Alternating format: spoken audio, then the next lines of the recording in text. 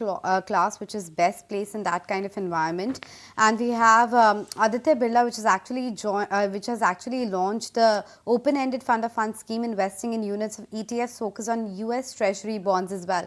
Kaustubh Gupta, the co-head fixed income Aditya Birla Sun Life AMC, joins us in the studio to talk to us about just that.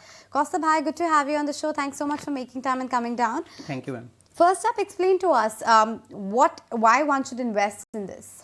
So look, the fund that we are coming out with, it has three, I will say, USP to it. First one, that as an asset class, one should invest in UST at this point of time. Second, from the ease of investment. And third, it gives you some bit of diversification in the general risk off scenario that you just spoke about.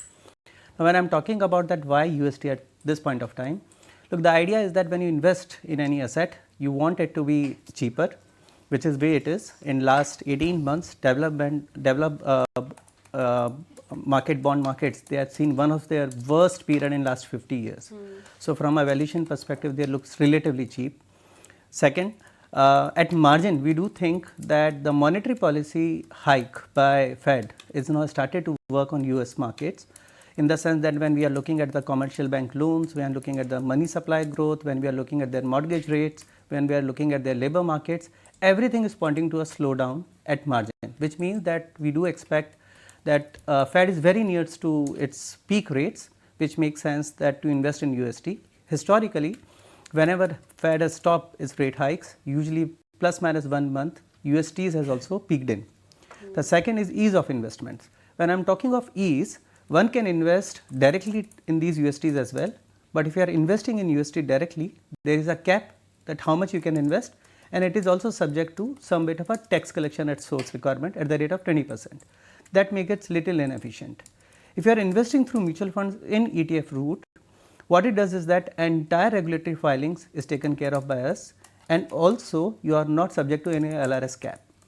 And of course, the risk off environment that we are talking about, and UST is known that it is a good proxy if you are looking to invest in a risk off environment. So apart from gold, UST makes sense. Sure. But Kaustubh, when you invest into mutual funds, that's not for an in and out positioning, right? You stay put with your mutual fund holdings. So is this that long-term investment that you can stand by with? Yeah, it's good for both set of investors. It's not only tactical, the call that we are trying to give, but also from a long-term investors. Now, at this point of time, across the board, USTs, they are giving you yield closer to 5%. Remember that despite so much of talk, USD is still accounting for 48% of your reserve currency. And in that, it is a funding currency for the world. And a funding currency, irrespective of tenure, giving you 5%, it's a reasonable allocation for the long-term investors as well. Sure. So, tell us a little bit about, as a fund allocator, how much quantum of your fixed income portfolio should be invested into a scheme like this? We have a cap how much we can invest. Sure. For example, in that route that we are talking about, regulator has given as an industry $1 billion cap, and as a fund house we can take just $250 million, right? So that's a very small limit which is available, a window of opportunity if you are looking to look other than your LRS limits. But per se, I would say that whatever is your fixed income portfolio, at least 10% of that allocation should be through this route to make max of the bang. Okay, so 10% of the fixed income allocation can be put through this. But talk to me about the risks as well, right? What are the monitorables that one should keep in mind when you are investing into a ETF like this? Because this is something we don't easily or normally associate ourselves with, right? Yes. So in a fixed income, as you rightly said, that there are three risks: liquidity, credit and duration, which is also known as market risk. Now UST, no one questions about liquidity because it's the most liquid market in the world. There is no credit risk per se. The third risk, which is duration of market risk. So if Fed turns out to be a lot more hawkish than what is being priced in by the market. Now when I am talking about priced in the market, remember we were talking 18 months back that rates are likely to be lower forever. Now what is priced in by the market is rates will remain higher for longer.